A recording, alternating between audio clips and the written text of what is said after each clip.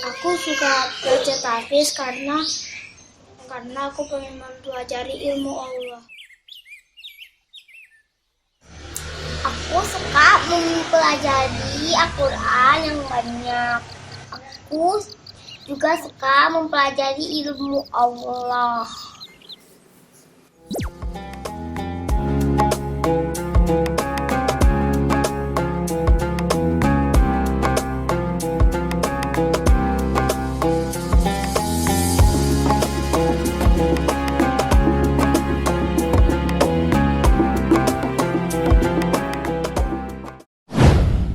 Assalamualaikum warahmatullahi wabarakatuh.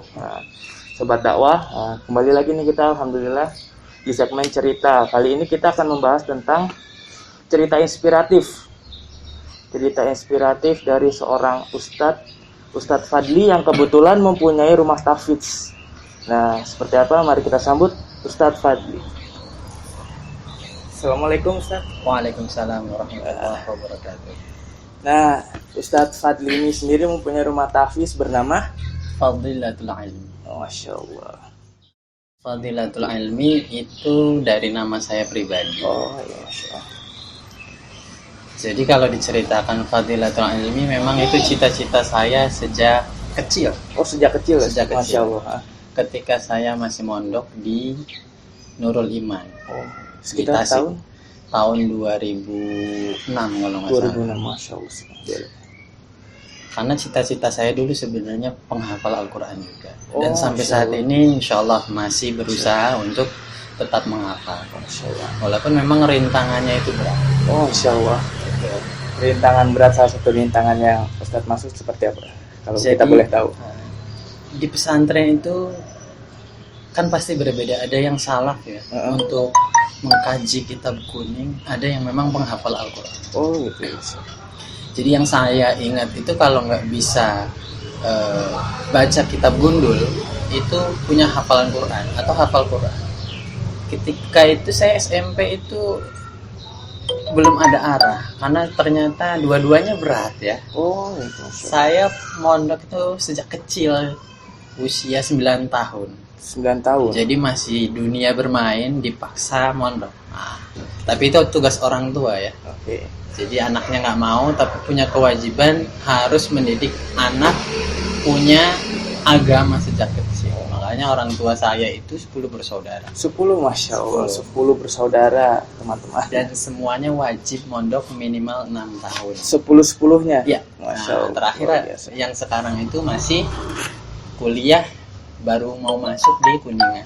Oh, Kuningan ini yang terakhir. Yang terakhir. Oke. Oh, Masya Allah.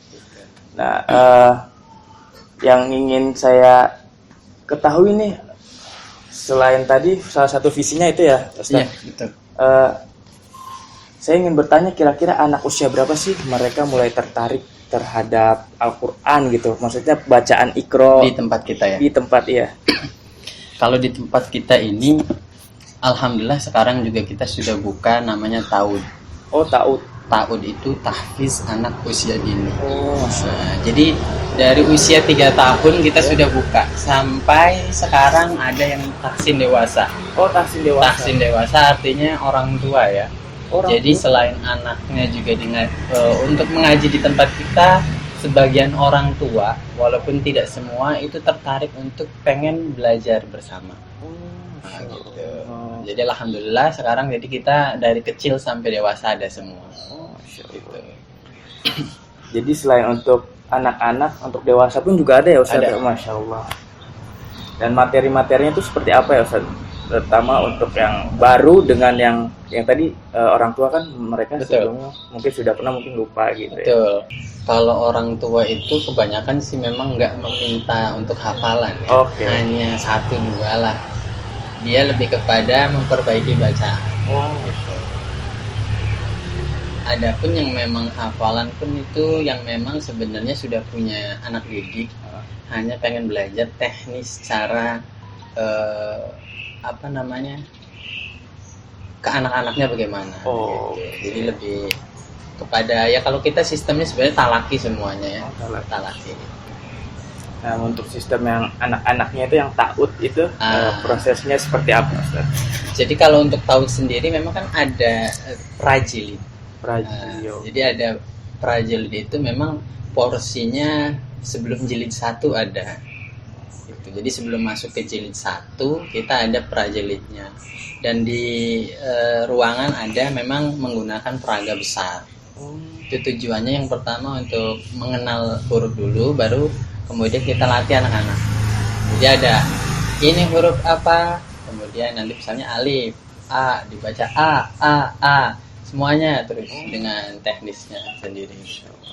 Dan itu ada minimum umur gitu, misalnya 3, 4 atau 5 gitu. Bahkan ada kita masuk itu sebelum usia 3 tahun. Oh, Masya Allah, ada sebelum 3 tahun. Dengan catatan sebenarnya sudah bisa bicara 2 kalimat saja, misalnya abi itu kan aba, berarti dia sudah bisa untuk menyebutkan. Gitu. Sebelum umur 3 tahun? Belum, betul. Oh, Masya Allah, mudah sekali itu terus. Mudah sebenarnya. Walaqad yassarnal Qur'ana lidzikri fahal mim mudzakir. Jadi sejak dalam kandungan pun sebenarnya anjuran untuk membaca Al-Qur'an itu kan apa ya, sebelum minal mahdi ilal lahdi, sejak lahir, tergantung orang tuanya ya. Nah, makanya kita membuka ini sebenarnya berawal daripada ternyata orang tua itu sangat membutuhkan dan memang berbondong-bondong ya, terutama untuk di lembaga kami sendiri. Awalnya memang untuk usia anak kecil itu jarang di tahun-tahun pertama. Ini tahun ketiga lah. Oh, Masya Allah, sudah tahun ketiga. Oke. Kalau untuk berdirinya lembaga ini kurang lebih 7 tahun. 7 tahun. Dari 2015. Dari murid 7 anak hingga saat ini. Oh, Masya Allah. Gitu. Dan salah satu motivasi yang membuat Ustadz untuk terus kayak, ayo kita harus berkembang gitu, dalam artian di tengah derasnya perkembangan zaman dan ya Ustadz tahu sendiri anak-anak zaman sekarang seperti apa kan ya, salah satu motivasi atau misinya Ustadz itu seperti apa gitu untuk mendidik calon-calon. Betul. Jadi gambaran saya begini, kita berada di negara yang mayoritas ya, mayoritas Muslim, Islam lah. Namun ironisnya itu angka orang-orang yang bisa membaca Al-Quran itu di bawah 50%. Kalau kita lihat grafik di tahun 2017-an gitu. Sehingga saya itu merasa prihatin dari situ. Istilahnya siapa lagi kalau bukan kita gitu. Walaupun memang banyak ya. Tapi istilahnya tidak mungkin dalam dakwah itu sendiri-sendiri. Kita harus bersama-sama. Jadi saya tujuannya itu memberantas buta huruf lah. Jadi dari kecil, makanya dari kecil ini kita tadinya kan karena kita tidak ada kelas pagi, adanya itu sesuai dengan visi kita di awal ya. Bimbingan belajar Al-Quran Fadilatul Ilmi itu membantu pelajaran Al-Quran di luar jam sekolah. Karena sebagian anak kan mungkin sudah ada di pagi hari. Tapi ternyata untuk porsi anak-anak sekarang itu kan jarang sekali, dalam artian yang memang setiap hari anak-anak belajar Al-Quran. Lebih kepada porsi Al-Quran itu akan lebih mengecil di sekolah. Ditambah materi yang lain gitu. Sehingga kita juga istilahnya butuh lah anak-anak. Kemudian motivasi kami juga banyaknya laporan orang tua ya, lebih-lebih di kondisi saat ini, yang mana anak-anak itu dalam bermain HP lebih banyak porsinya daripada belajar. Lebih-lebih Al-Quran mungkin akan lebih terkikis lagi. Nah, orang tua dengan pertanyaan seperti itu, minimal dalam 1 jam itu kan kita KBM setiap hari itu kan 1 jam. 1 jam. Minimal dalam 1 jam itu ada kegiatan yang positif, dalam artian belajar, menghafal, membaca Al-Quran. Itu sih sebenarnya.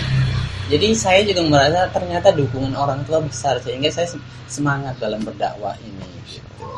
Dengan banyak yang support. Emang Betul. orang tua yang memang butuh wadah ini ya, Betul, di betul tengah sekali. derasnya arus digital Betul. yang sangat bebas kan, kita harus mempunyai filter, kecuali filter agama lah yang Betul. penting. Lebih-lebih kita ini tidak hanya belajar Al-Quran. Oke. Makanya saya kasih nama Fadilatul Ilmi ya. Kalau dari segi bahasanya itu kan fadilah itu keutamaan. Oh, betul. Ilmi itu ilmu. Bisa saja Fadilatul Quran atau Fadilatul Hadis. Tapi kenapa ilmi? Agar cakupannya meluas. Oh iya, gitu. Masya Allah, Masya Allah. Jadi kenapa pakainya ilmi? Ilmu itu kan banyak. Jadi kita memang ada, sebenarnya visi saya itu tidak hanya anak-anak tuh tidak sebatas bisa membaca sama menghafal, tapi kan perlu kandungan daripada Al-Quran itu sendiri. Makanya saya sendiri menyusun salah satu buku khusus untuk anak-anak yang dasar. Oke. Istilahnya ini loh yang seharusnya anak-anak tuh pelajari sejak dini. Artinya ini tingkat dasar mulai dari rukun Islam, kemudian rukun iman, nama-nama malaikat dan lain sebagainya. Kenapa? Karena itu sebenarnya penting. Jangan sampai anak-anak kita saat ini istilahnya nggak ngerti gitu. Itu yang bahaya ya. Sekali. Berarti kita menanamkan akidah dan tauhid sejak dini. Betul juga. sekali. Dan selain itu juga kita memang ini dasarnya itu ada akidah, fikih, hadis sama bahasa Arab. Setidaknya yang dasar-dasar mereka kuasai. Makanya kita selipkan di setiap KBM kita. Kan dalam 1 bulan ini ada 4 minggu ya, 4 pekan. Jadi setiap pekan ini kita selipkan, pekan ini pelajaran akidah, pekan berikutnya hadis, pekan berikutnya fikih, pekan berikutnya bahasa Arab. Kita sempilkan sebelum KBM mulai. Jadi mereka ada ilmu yang didapat selain daripada membaca dan menghafal Al-Quran. Gitu. Jadi banyak sekali di sini, tidak hanya belajar Al-Quran, tapi ilmu yang sangat luas mencakup di rumah tahfiz ini. Oke. Dan untuk biaya per bulan seperti apa, atau adakah iuran infak di tempat ini, Ustaz? Kalau untuk infak sendiri, mungkin ini salah satu gambaran. Kita sudah membuat range-nya ya. Oke. Ada, karena kan di sini ada kelas halakoh, ada kelas privat. Kemudian ada privat offline, ada privat online. Ada privat yang datang ke rumah, ada yang ke lembaga. Jadi memang banyak. Masya Allah. Kenapa? Ragam.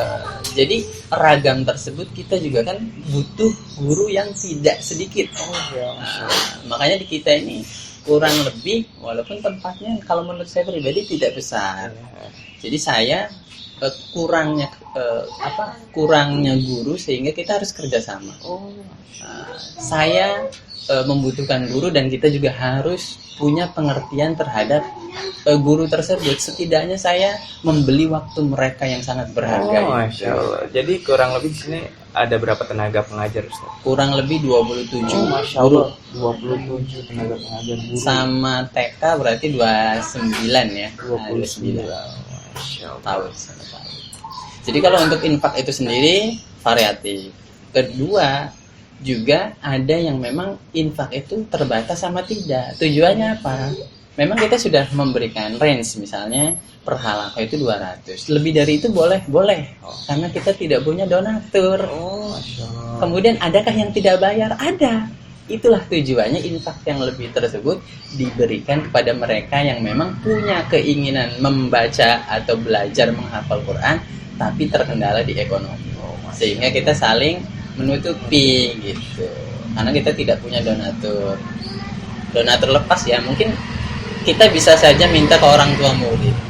Bisa, dan orang tua murid di sini alhamdulillah mereka peduli sebenarnya dengan kegiatan kami di sini. Tapi kan saya sendiri juga tidak masa harus meminta, sedangkan mereka sudah ada infak. Sehingga hal-hal tersebut memang itu di luar seperti pengadaan yang memang itu di luar infak, baru kita berani meminta. Itu pernah kita lakukan beberapa kali. Salah satunya misalnya butuh untuk karpet, pengadaan karpet atau Al-Quran, hal-hal seperti itu. Walaupun memang kita bisa dari infak tersebut, tapi itu kita rotasi dakwahnya memang juga tidak kecil juga gitu. Ya, terakhir pesan-pesan Ustadz untuk para generasi muda nih, terutama untuk adik-adik kita nih, tentang bagaimana pentingnya untuk mendalami ilmu, atau setidaknya mereka yang tadinya tidak ingin mempelajari ilmu agama gitu kan, akibat perkembangan zaman, pesan-pesannya supaya mereka tuh mencintai atau menyukai, teruntuk untuk adik-adik kita yang sesama muslim ya. Silakan. Semua perintah Allah sebenarnya mengandung 3 hal ya. Yang pertama, peningkatan ketakwaan kita kepada Allah. Kedua, itu hablum minan nas. Dan yang ketiga, itu kualitas diri kita. Jadi Allah itu nyuruh sholat, nyuruh zakat, dan lain sebagainya, itu selalu ada 3 hal tersebut. Begitupun untuk menghafal Al-Quran. Lebih-lebih, Al-Quran itu jelas pedoman hidup nomor 1. Sayang sekali seandainya kita merasa Islam kemudian tidak menjadi muslim. Istilahnya Islam banyak ya, tapi belum tentu muslim. Orang sholat banyak, apakah mereka hafal istilahnya rukun dan syarat sholatnya? Nah, yang perlu itu bukan masalah sholatnya, tapi sebelum sholat kita harus paham kaifiatnya agar lebih nikmat dalam beribadah. Jadi istilahnya sebaiknya kita itu butuh Allah, jangan Allah butuh kita. Istilahnya kita butuh atau tidak butuhnya Allah tetap mati. Nah itu, apalagi itu sebagai orang yang beriman ya. Itu pasti di akhirat siapa lagi kalau bukan amal-amal kita. Salah satunya Al-Quran. Apalagi Iqra'ul Quran fa innahu ya'ti yaumal qiyamah syafi'an li ashabi. Al-Quran ini akan menjadikan syafaat. Siapa sih yang nggak mau? Gitu. Ini sangat penting buat adik-adik dan teman-teman remaja kita untuk mendalami ilmu agama sedini mungkin, karena memang ya kelak itu yang bakal menjadi bekal kita di akhirat nanti ya. Karena dunia itu hanya sementara dan tempat bersenda gurau. Penutup ada lagi Ustadz yang ingin disampaikan? Mungkin saya sedikit mengutip tentang hadis Rasulullah SAW yang masyhur ya. Khairukum man ta'allama al-Qur'ana wa 'allama. Ketika Allah Subhanahu wa taala memerintahkan malaikat Jibril membawa Al-Qur'an kepada Nabi Muhammad, malaikat Jibril hanya membawa, tapi titelnya malaikat Jibril menjadi malaikat terbaik di antara malaikat-malaikat lainnya. Ketika Al-Qur'an diturunkan kepada Nabi Muhammad menjadi nabi terbaik di antara nabi-nabi lain. Ketika Al-Qur'an diberikan kepada umat Nabi Muhammad, maka umat Nabi Muhammad menjadi umat terbaik di antara umat-umat lainnya. Ketika Al-Quran diturunkan di malam Lailatul Qadar, malam itu menjadi malam terbaik di antara malam-malam lainnya. Ketika Al-Quran turun di kota Mekah, maka kota Mekah menjadi kota terbaik di antara kota-kota lainnya. Bagaimana seandainya Al-Quran turun di hati seorang hambanya yang mempelajarinya, maka kuntum khairu ummatin ukhrijat, jadi akan menjadi umat terbaik, menjadi hamba Allah yang benar-benar terbaik di antara hamba-hamba lainnya. Siapa yang tidak mau dimuliakan? Masya Allah. Makanya rugi kalau hidup yang sementara ini disia-siakan. Istilahnya Al-Quran ini sebagai makanan rohaniah kita yang Allah berikan. Kenapa kita tidak memakannya? Sedangkan kita makanan yang makruh seharusnya akan menjadi wajib kalau untuk beribadah. Kalau makanan rohaniah ini siapa yang tidak butuh? Itu suplemen terbaik yang Allah berikan sebagai petunjuk, sebagai syifa, obat, sebagai pembeda, masya Allah. Jadi penyejuk jiwa, penenang jiwa ya. Jadi kan banyak orang yang mungkin gelisah karena mungkin ya salah satu teguran Allah, dan itu cara Allah untuk ayo dekat denganku ya. Salah satunya fa inni qarib, itu sebenarnya Allah selalu memanggil kita ya. Dengan Al-Quran itu paling luar biasa kalamullah. Jadi kalau kita sedang membaca Al-Quran itu sedang bercakap-cakap dengan Allah. Insya Allah banyak sekali ilmu yang bisa dipetik ya teman-teman semua. Sekian dari saya dan Ustadz Fadli. Mohon maaf jika ada salah kata, sebab yang benar datangnya dari Allah, yang khilaf datangnya dari kita.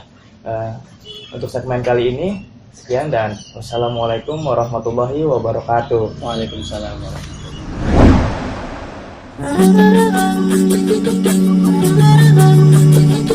Ba-da-ba-da-ba.